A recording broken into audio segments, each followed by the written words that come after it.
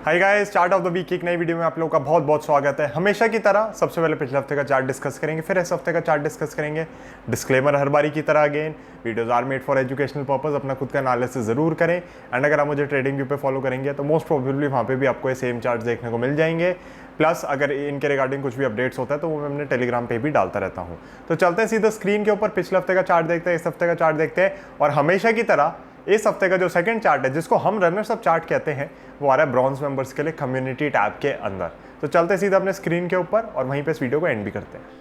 तो गाइज हम आ चुके हैं अपने पिछले हफ्ते के चार्ट ऑफ द वीक पे, जो कि आईसीआईसीआई लोम्बार्ड है। और कितनी बढ़िया मूवमेंट रही है लोम्बार्ड के अंदर, हमें कोई भी दिक्कत नहीं लग रही इसके अंदर।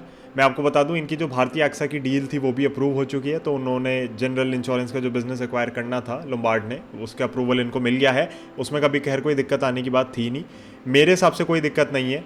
आप अगर यहाँ प्रॉफिट्स बुक करना चाहें, क्योंकि ऑल टाइम हाई पे आ गया, तो आप कर सकते हैं। और वही हमारा एक इनिशियल टारगेट था, बट मुझे लग रहा है ये इसके ऊपर जाना चाहिए, तो मैं होल्ड कर रहा हूँ। जो भी खैर मेरे पास इन्वेस्टिंग पोर्टफोलियो में, मैं ट्रेडिंग के लिए भी नहीं है, बट मेरे को इसके अंदर कोई दिक्कत नहीं लग रही है। I am very very comfortable. अगर आप लोगों ने ट्रेड के लिए लिया हुआ है तो मैं आपको ऑनेस्टली सजेस्ट करूँगा, आप इसका ना एक स्टॉप लॉस रिवाइज कर लीजिए।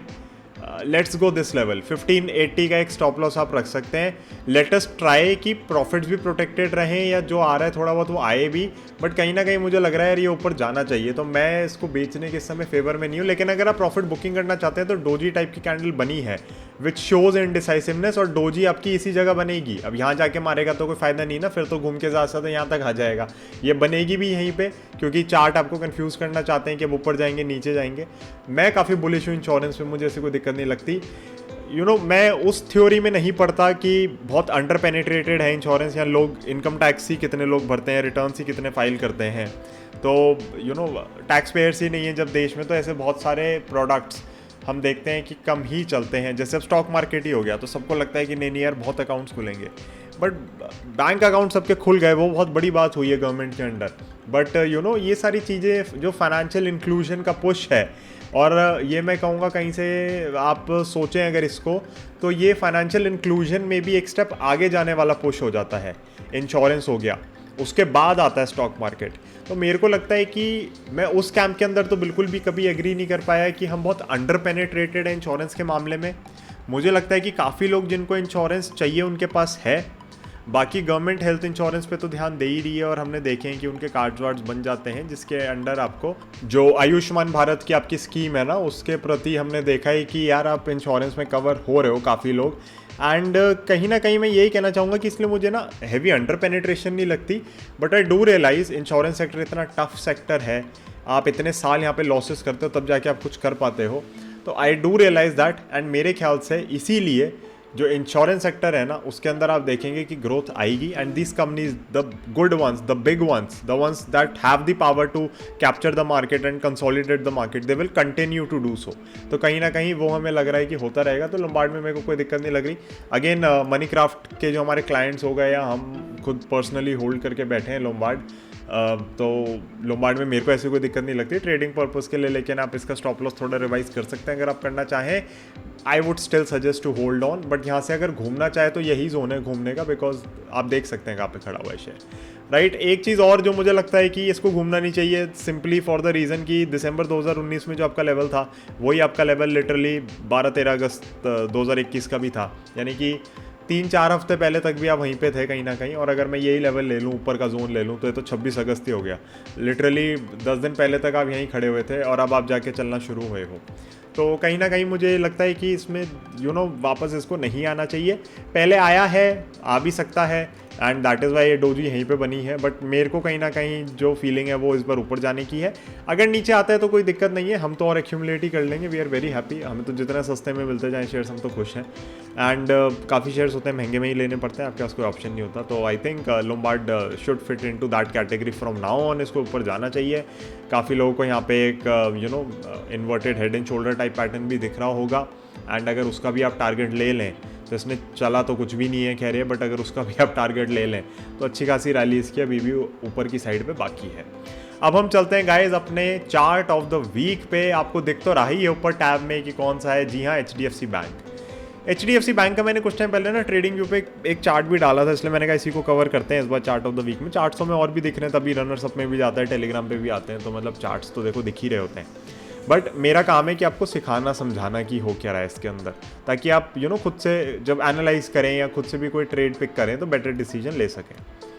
इसके अंदर ना ये एक इसकी ट्रेंड लाइन चल रही थी जो मैं पकड़ के चल रहा था बहुत टाइम से, जो कि आप देख सकते हैं जब से मार्च का क्रैश हो उसके बाद से चली रही थी।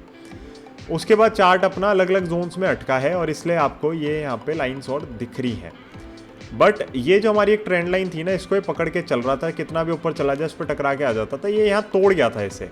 बट क्योंकि HDFC बैंक हम मान के चलते हैं थोड़े प्रीमियम क्वालिटी का स्टॉक है, तो इसको हम और मौके देते हैं कि यार ठीक है तुम चले गए नीचे, हमारे पास ये लेवल है एक तरीके से डिसाइसिव, जो अगर टूटता है तो दिक्कत है, नहीं टूटता तो कोई नहीं। हमने देखा कि ये ऊपर वाले लेवल पे ही सपोर्ट ले गया, ये डिसाइसिव ब्रेकडाउन नहीं था।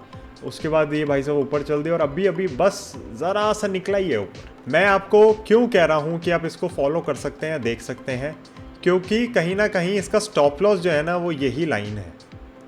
तो अगर ये इसके नीचे गया ना डिसाइसिवली तो आप बेच देना, स्टॉप लॉस बहुत छोटा है, इसलिए मुझे चीज़ बड़ी अच्छी लग रही है यहाँ पे इस लेवल पे। तो HDFC बैंक ट्रेड के लिए दिख तो अच्छा रहा है, इसको अपना ये हाई काट देना चाहिए। आई डोंट थिंक इस हाई में कुछ ज़्यादा बचा है, 1610 रुपये का हाई है।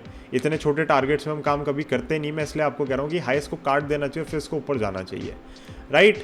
अब इसमें आप में से काफ़ी लोग पूछेंगे कि जतिन टारगेट क्या होगा, तो देखो फिबोनाची एक्सटेंशंस मेरे लिए अच्छे से वर्क नहीं करती, तो मैं उनको यूज़ नहीं करता हूँ टारगेट्स निकालने के लिए।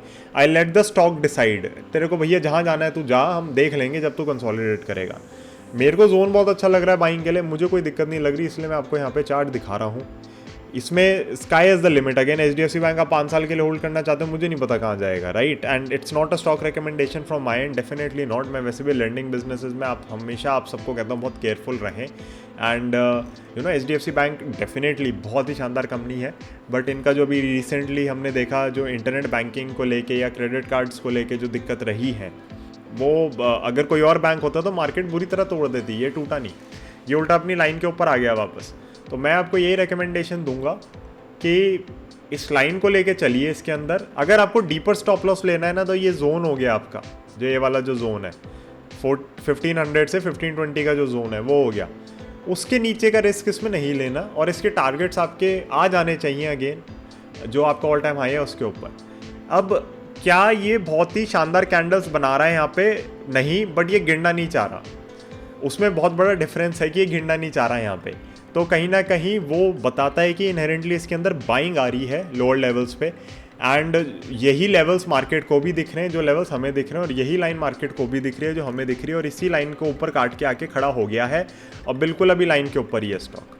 तो मेरे ख्याल से रिस्क रिवॉर्ड इसमें आपका बहुत ज़्यादा फेवरेबल है, इसलिए आपको HDFC बैंक को डेफिनेटली कंसिडर करना चाहिए। अपना खुद का एनालिसिस ज़रूर करें कोई भी ट्रेड लेने से पहले। अगर इस चार्ट के रिगार्डिंग आपको कोई डाउट्स है तो आप मुझे ज़रूर पूछ सकते हैं। अगेन HDFC बैंक हमने कुछ दिन पहले ही ट्रेडिंग व्यू पे डिस्कस किया था, एंड तब मैंने बोला भी था कि HDFC bank is flirting with its long term trend line, तो वहाँ पे हमने डिस्कस कर लिया था इसे। तो अब मैं वापस इसका चार्ट पोस्ट नहीं करने वाला, बट आप मेरे को ट्रेडिंग व्यू पे ज़रूर फॉलो कर सकते हैं अगर आप करना चाहें तो। Plus Elearn markets has offered a free course for the community of the bull of the last street, आप उसको जाके लीजिए, उसका डिस्क्रिप्शन में मैंने लिंक दे रखा है कोर्स का। ऑल्सो मैं एक चीज़ आप लोगों को कहना चाहूँगा कि स्टॉक एज प्रीमियम अगर आप 1 मंथ का फ्री चाहते हैं, absolutely free, again link description में। Thank you so much for watching this one. I will see you on Thursday now, जो हमारा मेन टारगेट रहेगा थर्सडे सैटरडे वीडियोज़ आए। बीच में अगर कुछ आता है कंटेंट तो डाल दिया जाएगा, but main videos Thursday Saturday आएंगी। The second stock analysis for this month is going to be DMCC। पहला हम कर चुके हैं नज़ारा, जो कि आप लोगों के लिए थर्सडे को पब्लिश हो चुका है। उसका मैंने थंबनेल पे बड़ी मेहनत करी है, मेरे को ज़रूर उसका बताना यार थंबनेल कैसा लगा।